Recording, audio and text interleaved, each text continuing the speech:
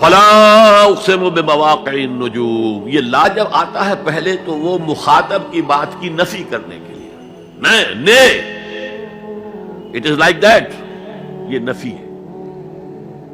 لا اقسم بیوم القیامہ، تمہارے خیالات غلط ہیں، میں قیامت کی قسم کھاتا ہوں۔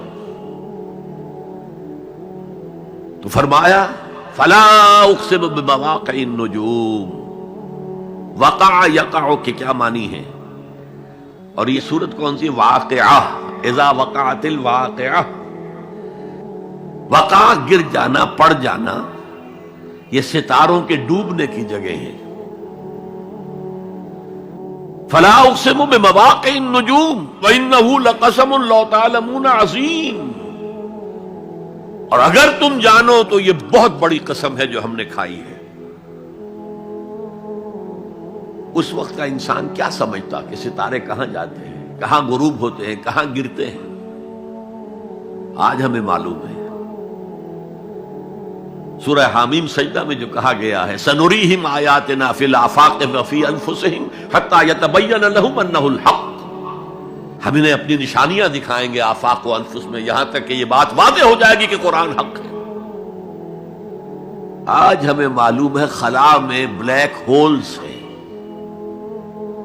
اور یہ بلیک ہولز بڑے بڑے ستاروں کے پچکنے سے، پچک جانے سے پیدا ہوئے، اور جب وہ بڑے ستارے پچکتے ہیں، جو خلا پیدا ہوتا ہے، ویکیوم، اس میں بڑی طاقت ہوتی ہے، اس کے پاس سے کوئی سیارہ، کوئی ستارہ گزر جائے اسے کھینچ لیتا ہے قبر کے اندر۔ یہ بلیک ہولز کا تصور، اسی لیے اللہ نے اس وقت کے لوگوں کے لیے کیا کہا؟ فلا اقسم بمواقع النجوم وانہ لقسم لو تعلمون عظیم، انہ لقرآن کریم، یہ بہت باعزت قرآن ہے، فی کتاب مکنون، ایک چھپی ہوئی کتاب میں ہے، لا یمسہ الا المطہرون، اسے چھو ہی نہیں سکتے مگر انتہائی پاک ہستیاں۔ اس کے کیا معنی ہے؟ پہلی بات تو ہمیں معلوم ہو گئی، مراد فرشتے ہیں، بے ایدی سفرۃ کرام بررہ، اسی کی شرح ہو رہی ہے نا۔ اسی سے ایک فقہی مسئلہ نکالا گیا کہ بغیر وضو کے ہاتھ نہ لگاؤ، لیکن اس کا اصل مفہوم کیا ہے وہ سمجھیے۔ قرآن کی روح تک کوئی نہیں پہنچ سکتا جب تک کہ تزکیہ نفس نہ ہو گیا۔ اگر حب مال، حب دنیا، حب جاہ، حب شہرت، اگر یہ تمام محبت میں دل سے نکل نہ جائیں تو قرآن کی روح تک آپ کی اپروچ نہیں ہوگی۔ مولانا روم نے کہا ہے، اگرچہ ذرا میں سمجھتا ہوں کہ انہوں نے بہت سخت الفاظ استعمال کیے ہیں، ماز قرآن مغزہا برداشتے استخاں پیش سگاں انداختے، ہم نے قرآن سے اس کا مغز لے لیا ہے، جو ایسنس ہے وہ کھینچ لیا ہے، ہڈی کا گودا جو ہے وہ ہم نے نکال لیا ہے، ہڈیاں ہم نے پھینک دی ہیں کتوں کے سامنے جو لڑ رہے ہیں۔ علم کلام کا مسئلہ ہے صفات حق حق سے جدا یا عین ذات، قرآن مخلوق ہے یا نہیں ہے، غیر مخلوق، اور بڑے بڑے ہو رہے ہیں اس کے اوپر، یہ کتے لڑ رہے ہیں ان ہڈیوں کے اوپر۔ ہم نے اس میں سے اصل شے نکال لی، وہ کیا ہے؟ اللہ کی محبت، اللہ کی معرفت، یہ ہے اصل شے۔ ماذ قرآن مغزہ برداشتے استخاں پیش سگاں انداختے۔ تو جب تک انسان کا باطن پاک نہ ہو جائے وہ قرآن کے چھلکوں سے کھیلتا رہے گا، چاہے وہ کہنے کو مفسر ہو، قرآن کے باطن تک کبھی نہیں پہنچے گا۔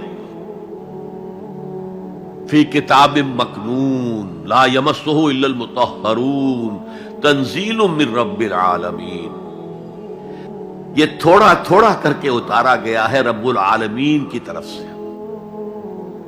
انزال کے معنی ہے دفعتاً اتار دینا۔ لیلۃ القدر میں آیا انا انزلناہ فی لیلۃ القدر۔ رمضان کے بارے میں شہر رمضان الذی انزل فیہ القرآن، باب افعال، لیکن حضور پر ایک دم نہیں اترا، تھوڑا تھوڑا تھوڑا تھوڑا 23 برس میں جا کر اس کی تکمیل ہوئی۔ اب دیکھیے جو شکوہ کیا اللہ نے، کیا اس جیسی نعمت سے تم مداہنت کر رہے ہو، بے اعتنائی کر رہے ہو، اسے پڑھتے نہیں ہو، اسے سمجھتے نہیں ہو، اس پر عمل نہیں کرتے، اسے اپنا امام نہیں بناتے؟ تمہارا طرز عمل یہ ہے، بلکہ تم نے اپنا نصیب یہ بنا لیا ہے کہ تم اسے جھٹلا رہے ہو۔ غور کیجئے، جھٹلانا جو ہے دو طرح کا ہے۔ ایک ہے زبان سے کہنا کہ یہ نہیں ہے، کوئی اللہ کا کلام نہیں ہے، یہ قرآن وغیرہ جھوٹ، سب اساطیر الاولین ہے، یہ محمد نے گھڑ لیا ہے وغیرہ وغیرہ، جھٹلانا ہو گیا۔ ایک جھٹلانا ہے عمل سے جھٹلانا، مان تو لیا اللہ کا کلام ہے لیکن اس کی حرام کردہ شے کو اپنے لیے حلال کیا ہوا ہے۔ حدیث نبوی ہے، ما آمن بالقرآن من استحل محارمہ، اس شخص کا قرآن پر کوئی ایمان نہیں ہے جو اس کی حرام کردہ چیز کو اپنے لیے حلال ٹھہرا لے۔ اس اعتبار سے غور کیجئے، اور اس کی مثال بھی دی ہوئی ہے سورہ جمعہ میں، مثل الذین حملوا التوراۃ ثم لم يحملوها كمثل الحمار يحمل اسفارا بئس مثل القوم الذین کذبوا بآیات اللہ واللہ لا یہدی القوم الظالمین۔ مثال ان لوگوں کی جو حامل تورات بنائے گئے تھے اور پھر انہوں نے اس کی ذمہ داری کو ادا نہیں کیا، اسے قائم نہیں کیا، اس کے احکام پر عمل نہیں کیا۔ جیسے فرمایا ہے سورہ اعراف میں، قل یا اہل الکتاب، کہہ دیجئے اے نبی صلی اللہ علیہ وسلم، اے کتاب والو، لستم علی شیء حتی تقیموا التوراۃ والانجیل وما انزل الیکم من ربکم، تمہاری کوئی حیثیت ہماری نگاہ میں نہیں ہے، تمہارا منہ نہیں ہے کہ ہم سے دعا کرو جب تک کہ تم تورات اور انجیل کو اور جو کچھ نازل کیا گیا تمہاری طرف اسے قائم نہیں کرتے۔ آج اللہ ہماری دعائیں نہیں سنتا، 30 لاکھ جا کر حج کرتے ہیں، دنیا کے حالات میں کوئی ذرہ برابر فرق آتا ہے؟ اول تو حرام کی کمائی سے حج ہو رہا ہے، تو حج ہے ہی نہیں سرے سے۔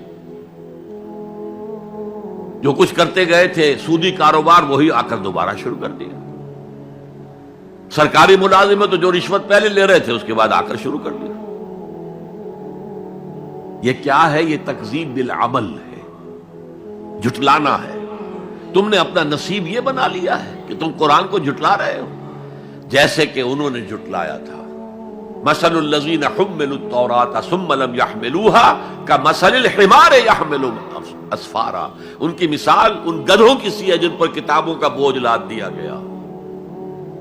مکالمات فلاں تم گٹھڑی باندھ کر گدھے کے اوپر رکھ دیجئے تو کیا وہ واقعی منطقی اور فلسفی بن جائے گا؟